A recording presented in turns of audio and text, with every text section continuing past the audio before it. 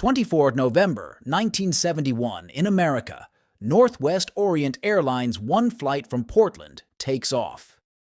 This one small half-hour's flight is which to nearby Seattle City going is, and in it many people also not are. There are only 36 passengers and 6 crew members, but none of them know that there is also a hijacker on this plane. A man named D.B. Cooper looks like a normal businessman.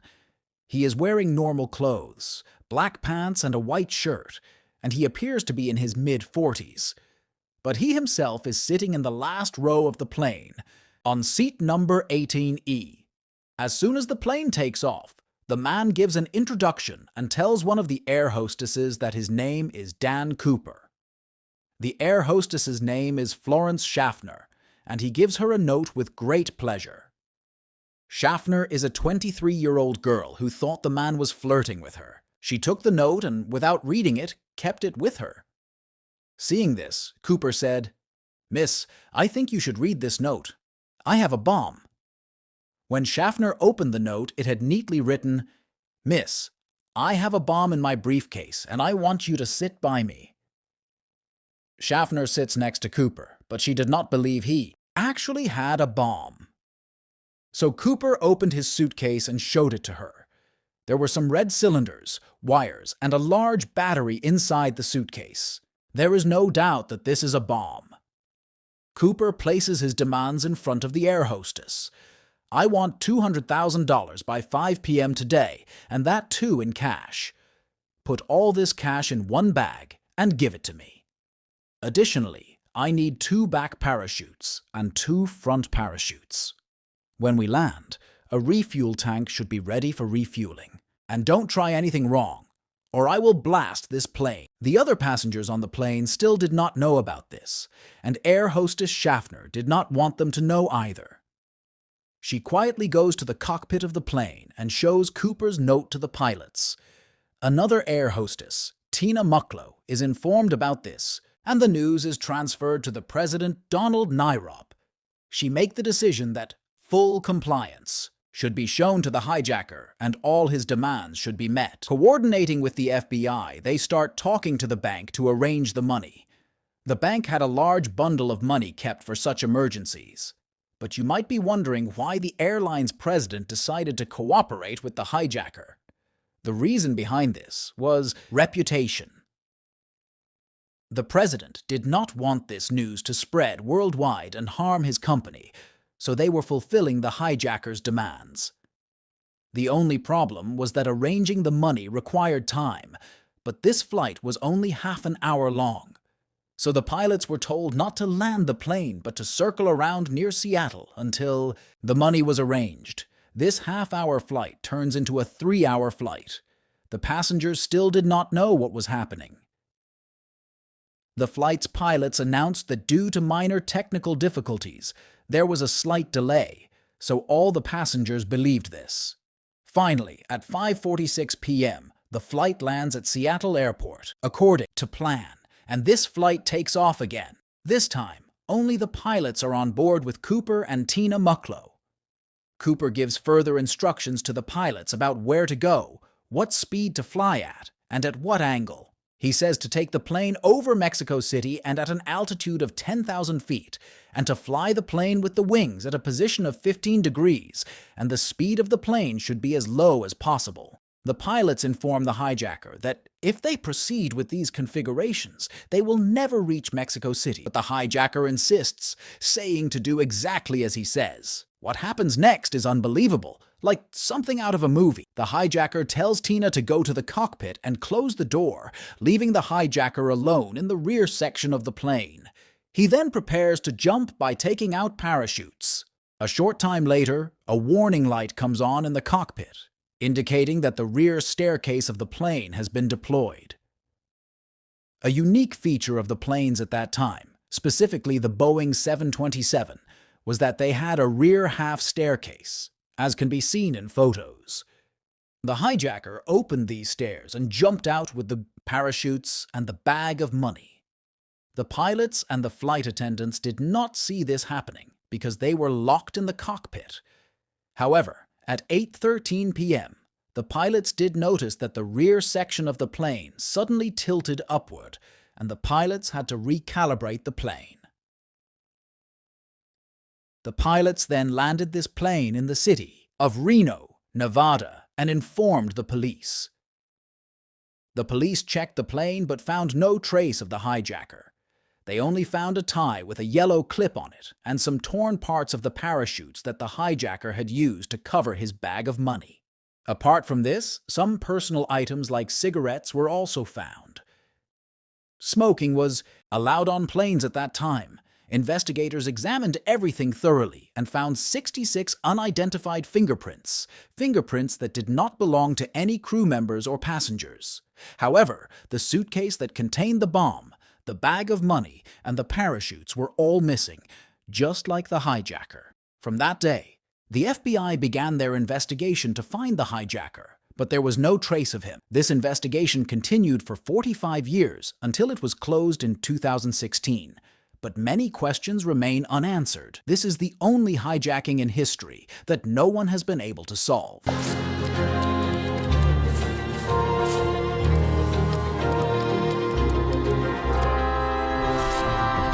The FBI is one of the greatest mysteries. Who exactly was Cooper, and what happened next? Did the police ever recover the money? There are many questions, so let's try to understand this entire incident. Two things are very interesting. First, how did none of the other passengers find out about the hijacking? No one was killed, and no one was injured. Many people give the credit for this to Tina Mucklow, calling her a hero of this whole hijacking because she ensured that Cooper remained calm and his words were listened to, preventing a panic situation. The plan's co-pilot, Ratazak, said she was so calm, cool, and collected that he couldn't imagine anyone else behaving better in such a situation with a criminal sitting beside them. The second interesting thing is Cooper's name. I told you at the beginning that this man's name was Dan Cooper, but today most people call him the mystery of DB Cooper. How did Dan become DB? The mistake lies with a news reporter named James Long, who, while trying to meet his deadline, quickly talked to his police source. The police said the hijacker's name was Dan Cooper, but the reporter heard it as DB Cooper and reported it that way in the news. Hearing this, other journalists also started using the name DB Cooper in their news. Daredevil thief called DB Cooper. DB Cooper. DB Cooper. DB Cooper. DB Cooper. In psychology, this is called anchoring. From the FBI's initial investigation, we learned that when Cooper jumped from the plane, he had strapped all the cash to his four sides. The weight of all the cash was 10 kilos.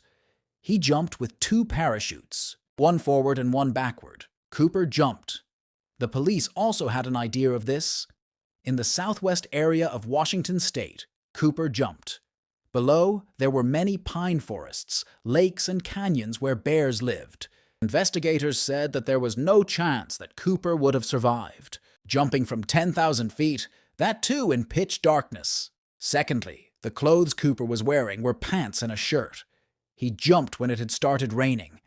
Outside there were heavy black clouds, and at 5,000 feet, nothing could be seen of Cooper falling down.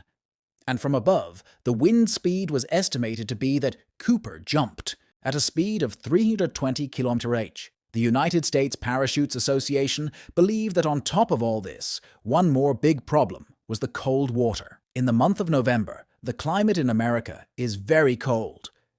If Cooper fell into any lake, surviving from there was almost impossible.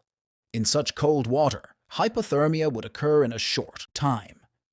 And on top of that, the entire weight that was placed on Cooper made it difficult to dive with it.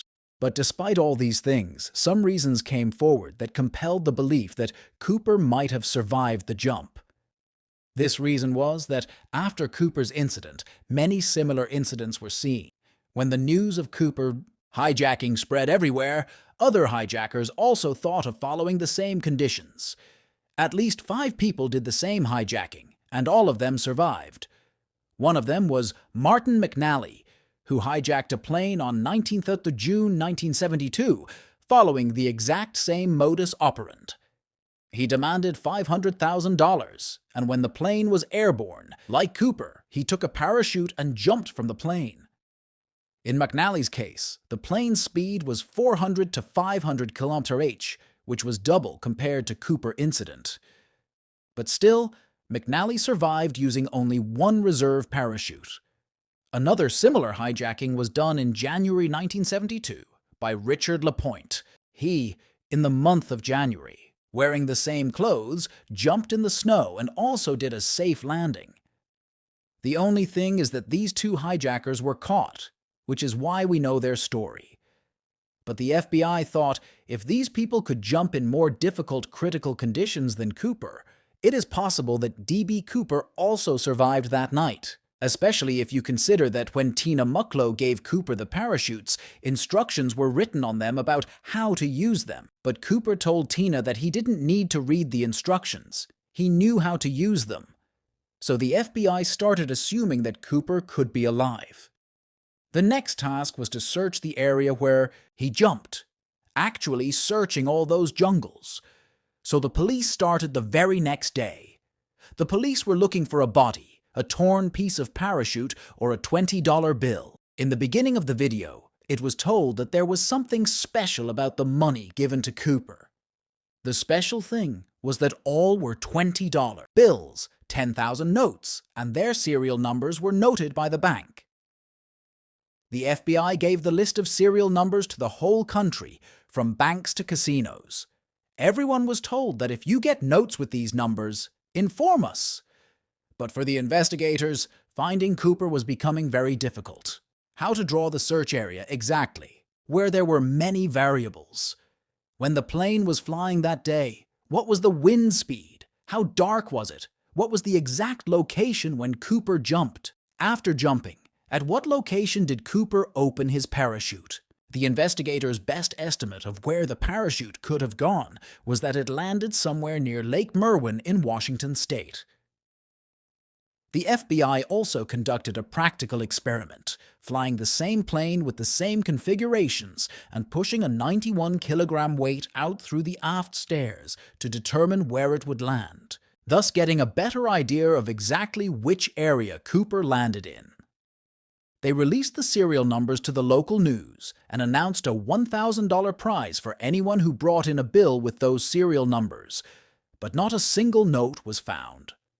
In 1979, 8 years after the hijacking, a pilot named Tom Bohan, who worked for Continental Airlines, contacted the FBI. The night of the hijacking, another plane was flying 4 minutes away from Cooper's plane and 4,000 feet higher, and Tom was piloting that plane. He said the storm that night was the worst he had ever seen in his career and told the FBI that their calculations regarding Cooper's drop zone were 80 degrees off.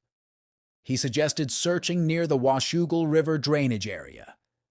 A few months later, Tom's suspicion was confirmed when an 8-year-old boy found some $20 bills on the banks of the Columbia River, tied with rubber bands. Skyjacker D.B. Cooper, the first break in the only unsolved airplane hijacking in United States history, came on a Columbia River beach. 8-year-old boy dug up the shreds of $3,000 on Sunday. The serial numbers confirmed it was the same money given to Cooper. Although a search was conducted, only $5,800 was found. Tom's hypothesis that Cooper landed near the Washougal River was proven correct, as the money found was downstream from the same river. FBI agent Richard Tasso believed that Cooper drowned in the river's cold waters that night. An interesting fact is that the boy who found the notes was given a portion of them as a reward. In 2008, he sold 15 of the notes at auction and received $37,000, as Cooper's case had become so popular. A big question arises. After jumping from the plane, what happened to Cooper? Where did he come from? And what was his identity? The FBI didn't have much to go on, except for Cooper's stolen tie and tie clip. The tie clip was golden and had specific microscopic particles on it. In March 2009, a team, including Tom Kay, a paleontologist, a scientific illustrator, and a metallurgist, began researching these particles using new technology and electron microscopy. The tie clip contained unalloyed titanium, aluminum, and a titanium antimony alloy, suggesting that Cooper worked in a chemical or metal manufacturing plant, or perhaps in aeronautical engineering. He may have even worked at Boeing, as unalloyed titanium was used in aircraft manufacturing facilities at that time. Periodical table of clues, say scientists, suggest Cooper had access to a manufacturing company that made airplanes, like the one he jumped from, perhaps a company with a connection to Boeing. In the first year of the investigation, the FBI tried to sketch the face of the hijacker by talking to passengers and flight attendants. The first sketch that came out on November 28, 1971, looked something like this, but air hostess Schaffner and some other witnesses said that this was not an accurate representation. It took another year to make a new sketch, and it was said that this sketch was also not very accurate. On January 2, 1973, the FBI made its third final sketch. Looking at this new sketch, an air hostess said that this picture was very accurate and that looking at this drawing, it could be said that the hijacker looked like this. Then the real face of the hijacker and his profession were known to the world. Larry Carr, who led the investigation team from 2006 to 2009, believed that the hijacker was an Air Force cargo loader because cargo loaders are given basic training on how to jump and how to wear parachutes. Based on these descriptions, the FBI issued a list of over 800 suspects, among which anyone could be the hijacker, but out of these, 20 were seriously considered. Among them, 2 or 3 stories are very interesting. One man was Richard McCoy, who was a Vietnam Army veteran. 5 months after the hijacking, he hijacked a plane that was very similar to the hijacker's hijacking, but the only difference was that he was caught and arrested by the FBI 2 days later. He was sentenced to 45 years in jail, and the FBI believed he was the hijacker as he attempted a second hijacking. In 1991, a book was published called D.B. Cooper, The Real McCoy, which stated that when McCoy's relatives were shown the tie and tie clip that belonged to the hijacker, they said that they belonged to McCoy. But when McCoy was asked if he was D.B. Cooper, he denied it.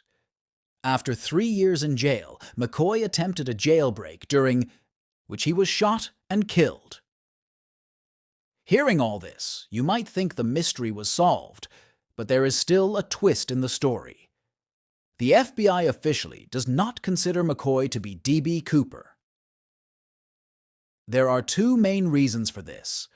First, the sketch they made of D.B. Cooper and McCoy's description did not match each other very well. Second, the FBI later found evidence that McCoy was in Las Vegas on the night of the hijacking, so McCoy could not be D.B. Cooper.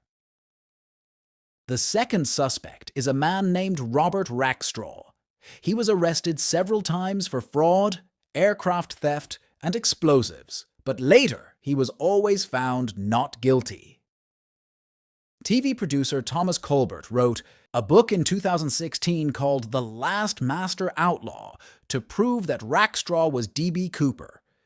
He also made a documentary on the History Channel called D.B. Cooper Case Closed, which told the same thing. Colbert works with a team of about 40 people, including many former FBI agents. They all say that Rackstraw is the real D.B. Cooper. What is the evidence for this? When the FBI started their investigation in the 1970s, Rackstraw was very high on the suspects list. During those days, Rackstraw often made funny comments in the media, saying that he might be the hijacker. But many years later, he denied these claims. His face matched quite well with the sketch. But the FBI let him go from the suspects list after 1979 because they did not find enough evidence. But on July 11, 2016, when Colbert launched his new book on D.B. Cooper, the FBI closed the case the very next day, July 12, 2016. In 2016, Rackstraw was 73 years old, and the allegations made by the book forced him to leave his job. Later, in 2019, he died of natural causes. So, in the end, we come back to the same point, friends. that the mystery of D.B. Cooper is an unsolved mystery. No one knows who D.B. Cooper was, where he came from, or where he went. What do you think after hearing all this? Do you think D.B. Cooper survived the jump that night or not? Write your thoughts in the comments below. It's very surprising that after Cooper, many hijackings happened where people used parachutes. But the first thing is that they survived, and second, they were caught and arrested by the police or FBI. But what about Cooper?